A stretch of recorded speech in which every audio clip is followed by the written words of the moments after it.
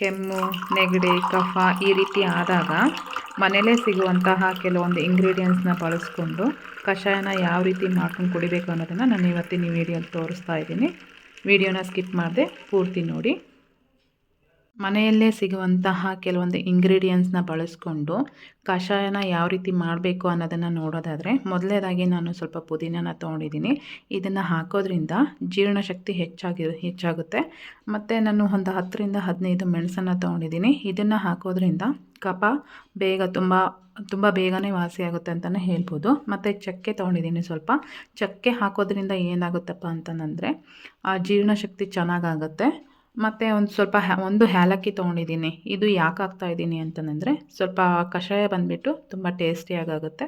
ಮತ್ತು ಉರಿ ಮೂತ್ರ ಏನಾದರೂ ಇದ್ದರೆ ಅಂಥವ್ರಿಗೆ ತುಂಬ ಒಳ್ಳೆಯದಂತಲೇ ಹೇಳ್ಬೋದು. ಮತ್ತು ಎರಡು ಪೀಸ್ನ ನಾನು ಶುಂಠಿ ತೊಗೊಂಡಿದ್ದೀನಿ. ಒಂದು 2 ಎಲೆ ದೊಡ್ಡ ಪತ್ರೆನ ತೊಗೊಂಡಿದ್ದೀನಿ. ಹಾಗೆಯೇ ಒಂದು 10 ದಳ ತುಳಸಿ ಎಲೆನ ತೊಗೊಂಡಿದ್ದೀನಿ. ಹಾಗೆಯೇ ಸ್ವಲ್ಪ ಬೆಲ್ಲ. ಶುಗರ್ ಏನಾದರೂ ಇತ್ತು ಅಂತಂದರೆ ಅಂಥವರು ಇದನ್ನು ಸ್ಕಿಪ್ ಮಾಡಿ. ನಾನು ಬಂದುಬಿಟ್ಟು ಒಂದಿಬ್ಬರು ಕುಡಿಯೋಷ್ಟು ನಾನು ಕಷಾಯನ ಮಾಡ್ತಾಯಿದ್ದೀನಿ.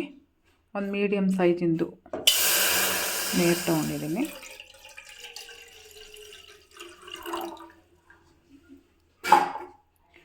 ಅದಕ್ಕೀಗ ಮೊದಲನೇದಾಗಿ ನಾನು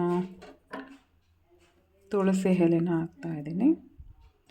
ಹಾಗೆಯೇ ಪುದೀನ, ಹಾಗೆಯೇ ಸ್ವಲ್ಪ ಪೀಸ್ ಇಟ್ಕೊಂಡಿರ್ತಕ್ಕಂಥ ದೊಡ್ಡ ಪತ್ರೆ ಎಲೆನ ಹಾಕಿದ್ದೀನಿ. ನೆಕ್ಸ್ಟ್ ಬೆಲ್ಲನ ಹಾಕ್ತಾಯಿದ್ದೀನಿ. ಹಾಗೆಯೇ ಕುಟ್ಟಿ ಇಟ್ಕೊಂಡಿರ್ತಕ್ಕಂಥ ಶುಂಠಿನ ಸೇರಿಸ್ತಾ ಇದ್ದೀನಿ ಜೊತೆಗೆ. ನೆಕ್ಸ್ಟ್ ಆಮೇಲೆ ಏಲಕ್ಕಿ, ಚಕ್ಕೆ ಆ್ಯಂಡ್ ಮೆಣಸು ಪುಡಿ ಇದನ್ನೆಲ್ಲ ಹಾಕಿದ್ದಾದಮೇಲೆ ಒಂದು 10 ನಿಮಿಷ ಇದು ಚೆನ್ನಾಗಿ ಕುದಿಬೇಕು.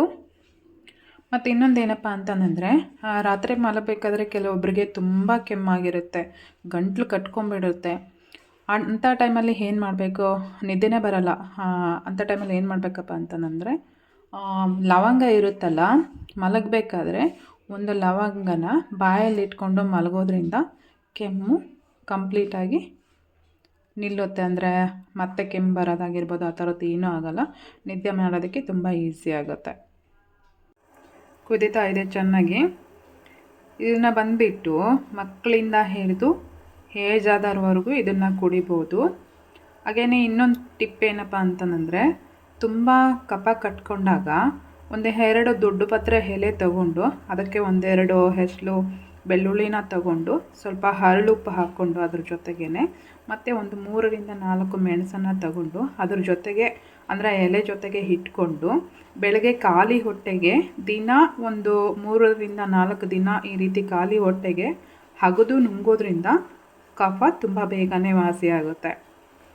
ಇನ್ನೊಂದೇನಪ್ಪ ಅಂತಂದರೆ, ಮಕ್ಕಳು ಕಷಾಯ ಅಂತಂದರೆ ಕುಡಿಯಲ್ಲ, ಅಂಥವ್ರಿಗೆ ಇದ್ರ ಜೊತೆಗೆ ಸ್ವಲ್ಪ ಟೀ ಪುಡಿನೂ ಸಹ ಹಾಕಿ ಕುದಿಸಿ ಕೊಡ್ಬೋದು. ನಾನು ಸಹ ಸ್ವಲ್ಪ ಟೀ ಪುಡಿ ಹಾಕ್ಕೋತಾ ಇದ್ದೀನಿ.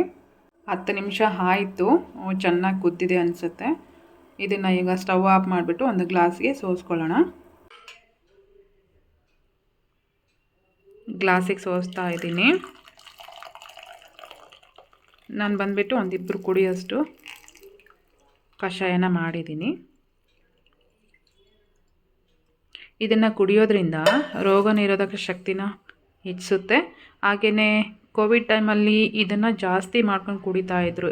ಇದು ತುಂಬ ಒಳ್ಳೆಯದು. ಫೈನಲಿ ಕಷಾಯ ರೆಡಿ ಆಗಿದೆ.